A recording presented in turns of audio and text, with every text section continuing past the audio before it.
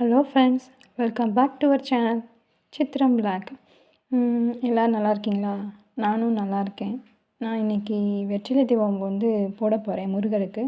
First வாரம் ஆரம்பிச்சிருக்கேன். ஆனால் சொல்லுவாங்க எல்லோரும் வெற்றிலை தீபம் போடுறது ரொம்ப கஷ்டம், ரொம்ப இதாகணும். எனக்கும் அப்படி தான் இருந்துச்சு.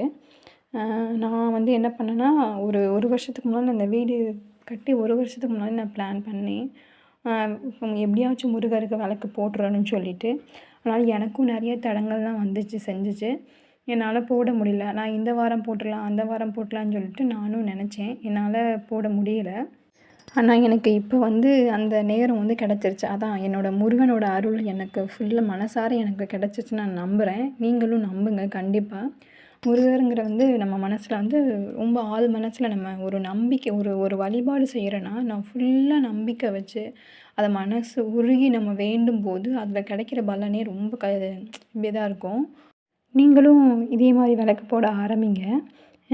நீ என்னோடய சேனலை இதான் ஃபஸ்ட் டைம் பார்க்குறீங்கன்னா ஒரு லைக் பட்டனை தட்டிட்டு சப்ஸ்கிரைப் பட்டனை ஆன் பண்ணி விடுங்க.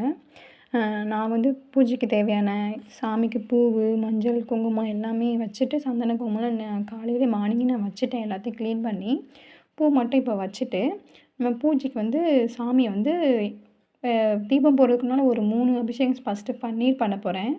அப்புறம் பால் அபிஷேகம் பண்ணுறேன்.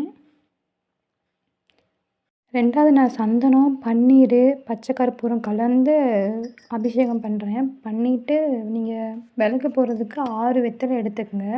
ஒரு பித்தளை தட்டை எடுத்து அந்த வெத்தலை நல்லா கழுவி சுத்தம் பண்ணிவிட்டு பொட்டு வச்சுட்டு பூவெலாம் வச்சுட்டு விளக்கு போட ஆரம்பிங்க. இது என்னோடய ஃபஸ்ட்டு வாரம். ஏதாவது நான் சரியாக எல்லாம் பண்ணியிருக்கேன். முடிஞ்ச அளவுக்கு தப்பு பண்ணியிருந்தா ஏதாவது மன்னிச்சுக்கோங்க. அடுத்தடுத்த வீடியோவில் நான் கரெக்ட் பண்ணிக்கிறேன். தேங்க்யூ.